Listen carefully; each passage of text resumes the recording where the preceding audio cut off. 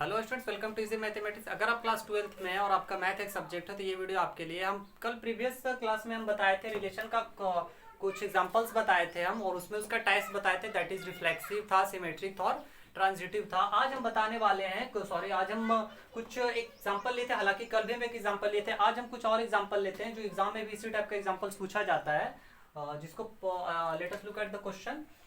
Let a relation R be defined on a set Z of integers by x or y. This implies x minus y is an even integer. आपको कुछ question इस तरह से दिया हुआ है, थोड़ा सा हम सिंबॉलिक फॉर्म में क्वेश्चन को लिख लेते हैं एंड देन आपको एक्सप्लेन करके बताते हैं, क्वेश्चन सॉल्यूशन लिखते हैं। आपको इस तरह से दिया हुआ है कि एक सेट है जेड, जेड आपका सेट ऑफ इंटीजर्स है, सेट ऑफ इंटीजर्स है जो जेड दिया हुआ। एक रिलेशन डिफाइंड किया हुआ इस तरह से x y such that x minus y is an even integer. यहाँ पे दिया हुआ है इस तरह से रिलेशन है कि x माइनस वाई एक इवन इंटीजर है, इवन इंटीजर है। इस तरह से आपको एक रिलेशन दिया, आपको प्रूफ करना है कि इक्विवेलेंस है। आप डेफिनेशन पढ़े, इक्विवेलेंस रिलेशन किसे कहते हैं? एक ऐसा रिलेशन जो रिफ्लेक्सिव हो, सिमेट्रिक हो एंड ट्रांजिटिव हो। आपको तीनों चीज को चेक करना पड़ेगा, रिफ्लेक्सिव भी आपको चेक करना पड़ेगा, दूसरा आपको सिमेट्रिक भी चेक करना पड़ेगा, and the third one is आपको ट्रांजिटिव भी चेक करना पड़ेगा। तो ये तीन चीज को अगर चेक करेंगे, अगर इस तीनों चीज को ये सेटिस्फाई करेगा, then we will say that this is an equivalence relation, otherwise it will not be a equivalence relation. So let us start the question. First of all we check reflexivity. Okay, reflexivity में हम क्या बताए थे कि आपको एक element लेना है, उस एलिमेंट का उसी एलिमेंट के साथ रिलेशन देखता है, क्या वो इस रिलेशन को सेटिस्फाई करता है। तो हम लोग एक नंबर ले लेते हैं, let a belongs to z। हम क्या ले लिए? a एक नंबर ले लिए जो z में, दैट इज एक इंटीजर है। अब अगर हमको a, तो r में चेक करने के लिए हमको क्या देखना पड़ेगा कि x माइनस वाई क्या एक इवन नंबर है। जब यहाँ पे मेरे पास सिंगल नंबर सिर्फ x है तो उसके हिसाब से क्या होना चाहिए कि a माइनस ए को हमको देखना पड़ेगा। तो हम यहाँ देखते हैं a माइनस ए बराबर क्या होता है? 0, and 0 is an even number and it is also an integer. 0 हम लोग क्या पढ़े इवन नंबर का डिफिनेशन कि जो 2 से डिविजिबल हो, and 0 is divisible by any by all the number, hence and इसको हम लिख सकते हैं विच इज इवन इंटीजर, जो क्या है एक इवन इंटीजर है। तो इस हिसाब से हम क्या कह सकते हैं कि ए जो है सो वो आर में है, दैट इज हम कह सकते हैं इसको कि ए रिलेटेड टू ए जो है सो ए से रिलेटेड है, और इस तरह से हम कह सकते हैं आर इज रिफ्लेक्सिव। तो आर हमारा प्रूफ हो गया reflexive. Let us come to the next one. अब हम लोग चेक करते हैं द सेकेंड, सिमेट्रिक। सिमेट्री का हम क्या बताए थे तरीका चेक करने का? आपको दो एलिमेंट लेना है, जो सेट दिया वहां से आप दो एलिमेंट ले, हम ले लेते हैं दो element, let A B belongs to Z. और सिमेट्री का क्या डिफिनेशन आप पढ़े थे? आपको ये पहले कंसीडर कर लेना पड़ेगा कि ए बी आर में है, देन आपको प्रूफ करना है कि बी ए भी आर में है। अगर आप सबसे पहले तो आपको बता दें कि आप पार्ट 1 और इसका पार्ट 2 वीडियो नहीं देखें तो सबसे पहले आप वहां जाइए, इस वीडियो के डिस्क्रिप्शन में भी जो है उसका लिंक दिया और प्लेलिस्ट का, तो वहां से जाइए, आप पहले दोनों वीडियो देखिए, दोनों क्लास देखिए और तब इस क्लास को देखिए, तो आपको ज्यादा समझ में आएगा। आई थिंक शुरुआत में अगर आप देखेंगे तो आपको ना के बराबर समझ में आ जाए, और हो सकता है आप हम ही को दोष देने लगे, समझ ही नहीं आ रहा। ठीक है, तो सबसे पहले आप वो वीडियो क्लास देख लें एंड देन आप इसको सॉल्व करें। इस तरह से हम ले रहे हैं सच दैट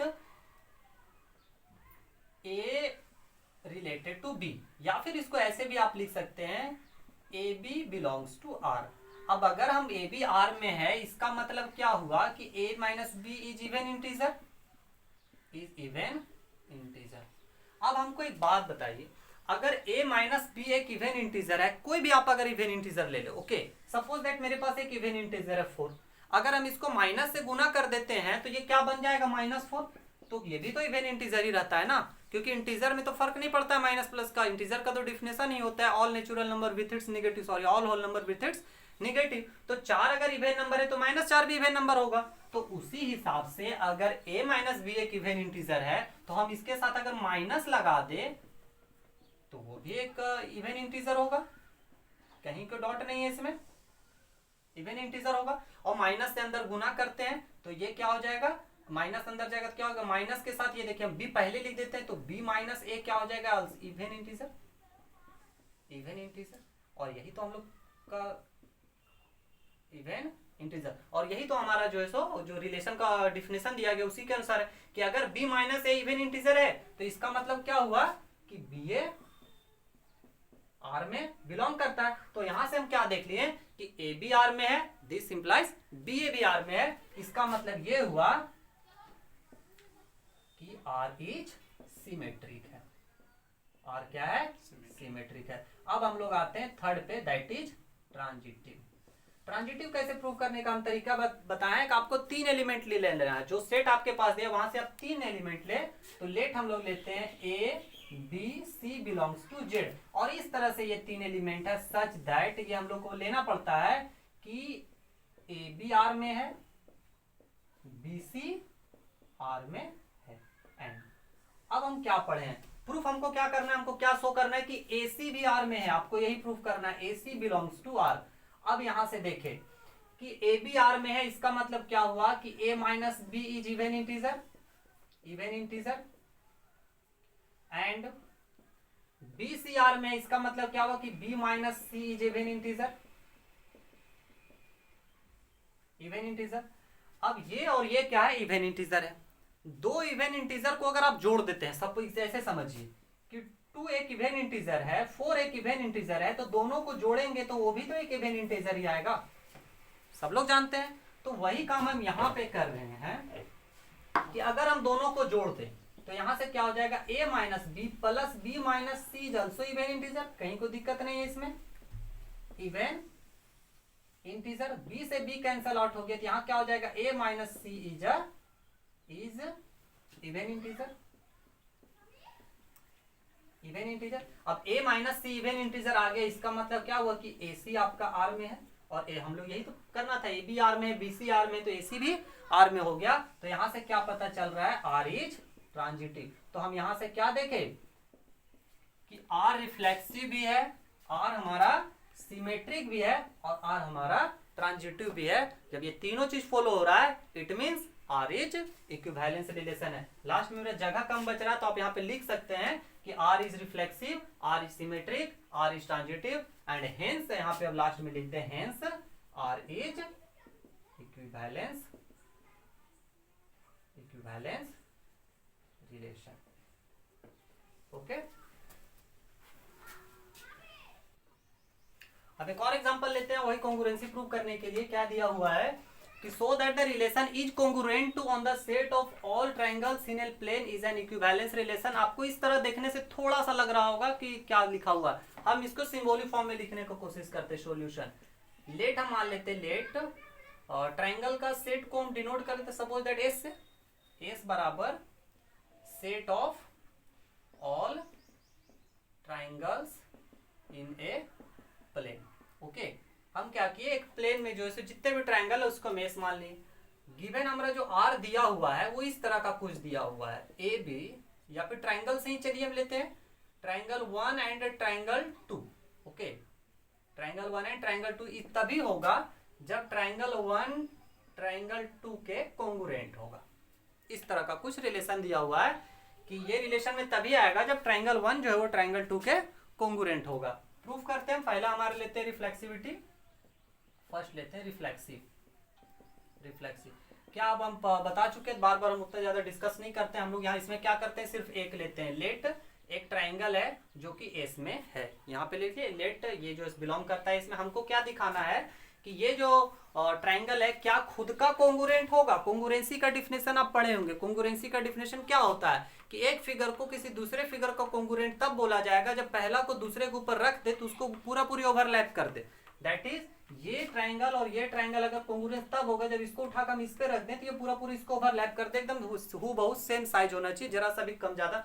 तो कोई भी ट्रायंगल तो अपने आप को तो ओवरलैप करेगा, अगर वही ट्रायंगल पे उसी का साइज का एकदम सेम ट्रायंगल रख दे, उसी ट्रायंगल को सपोज दैट, तो उसको ओवरलैप करेगा ही। मतलब क्या हुआ कि कोई भी ट्रायंगल अपने आप का कॉन्ग्रुएंट जरूर होता है। तो यहाँ से क्लियरली लिख सकते हैं हम, क्लियरली जो खुद का ट्रायंगल होगा वो खुद का ही होगा। इसका मतलब क्या हुआ कि ये जो ट्रायंगल है वो आर में होगा। रिफ्लेक्सिव का ये डिफिनेशन होता है कि खुद जो है सो रिलेशन को सेटिस्फाई कर खुद के साथ, तो आर क्या हो गया, R is reflexive. The second one आ जाते हैं सिमेट्रिक। सिमेट्रिक में हमारा क्या होता है, हम दो एलिमेंट लेते हैं, दैट इज दो ट्राइंगल यहाँ पे लेते हैं, let triangle 1 triangle 2 belongs to S. अब यहाँ पे दो एलिमेंट हम ले लिए हैं इस तरह से, सच दैट कि पहला कंडीशन ये सेटिस्फाई कर रहा है, that is del 1 and del 2, या फिर आप ट्राइंगल 1 ट्राइंगल 2 भी लिख सकते हैं, पढ़ सकते हैं, कोई दिक्कत नहीं है। डेल 1 एंड डेल 2 आर में है, हमको प्रूव करना है कि डेल 2 डेल 1 आर में है। अब इससे क्या पता चलता है कि डेल 1 कोंगुरेंस होगा डेल 2 का, इसका मतलब तो यही है। अरे एक बात बताइए, एक ट्राइंगल है, ये इसके कोंगुरेंट है, तो ये भी तो इसके कोंगुरेंट होगा। अरे भाई ये इसको ओवरलैप कर रहा है तो ये भी तो इसको ओवरलैप करेगा, तो यहाँ से क्लियरली दिख जा रहा है कि ये भी ट्राइंगल इसके कोंगुरेंट है। जब पहला दूसरा का कोंगुरेंट है तो दूसरा भी पहला का कोंगुरेंट होगा। ओके, तो क्लियरली हम यहाँ से लिख देते हैं, ज्यादा दिमाग नहीं लगाना है, डेल 2 भी जो है सो डेल 1 का कोंगुरेंट होगा, और इससे क्या होगा कि डेल 2 डेल 1 भी आर में होगा, बिलोंग्स टू आर, और यहाँ से लिख देंगे इसलिए R is symmetric, R is symmetric. Let us come to the third point, that is transitive. Okay, transitive पे आ जाते हैं। ट्रांजिटिव में हम क्या करते हैं कि तीन एलिमेंट लेते हैं, let del 1 del 2 del 3 belongs to S. ये तीन हम लेनी है, जो ट्राइंगल है तीनों इस तरह से हैं, such that del 1 del 2 belongs to R, del 2 del 3 belongs to R. इस तरह से हमको प्रूव करना है कि डेल 1 जो है सो डेल 3 का कोंगुरेंट है।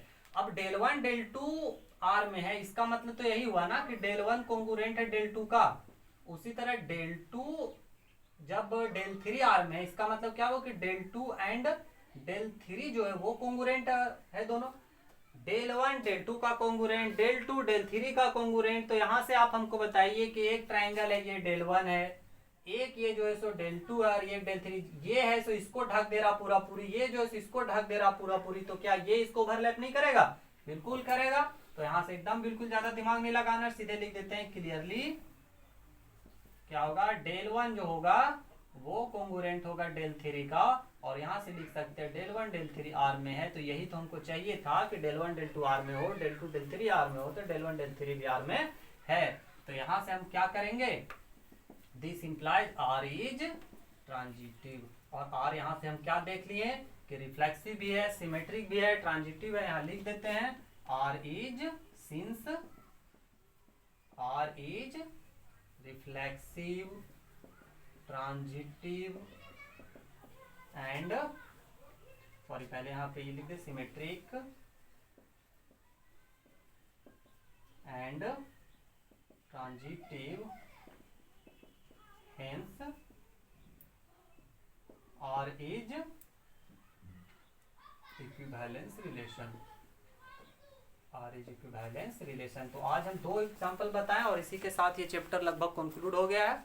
नेक्स्ट पार्ट में हम स्टार्ट करेंगे फंक्शन का क्लास, जिससे 4 मार्क्स का आपको पूछा जाता है, तो आप उस क्लास को भी ज्वाइन कीजिएगा। और आज हम इसमें 2 एग्जांपल बता दिए, और आप बुक को भी देखें, एनसीईआरटी के किसी भी बुक को आप देखिए तो आपको मिल जाएगा। और हाँ, चैनल को जरूर सब्सक्राइब कर लें, ये तो आप लोग को हम बार बार बोलेंगे, जब तक सब्सक्राइब नहीं करेंगे तब तक आपको हम बोलते रहेंगे। और वहाँ पे रेड बटन को आप क्लिक कीजिए, सबसे पहले सब्सक्राइब कीजिए, वहाँ पे फिर जो है सो बेल आइकन आएगा, उसको भी कर लेना है ताकि नोटिफिकेशन हो जाए, आ जाए आपके पास तुरंत। और देखें और शेयर कीजिए अलग अलग ग्रुप में, बहुत कम शेयर, मतलब उसको बढ़ा दीजिए ताकि ज़्यादा लोग तक पहुँचे, है ना। और थोड़ा जो मेहनत कर रहे हैं वो लोग ज़्यादा लोग तक उसका फ़ायदा पहुँच पाए। ठीक है, दैट्स ऑल, थैंक यू।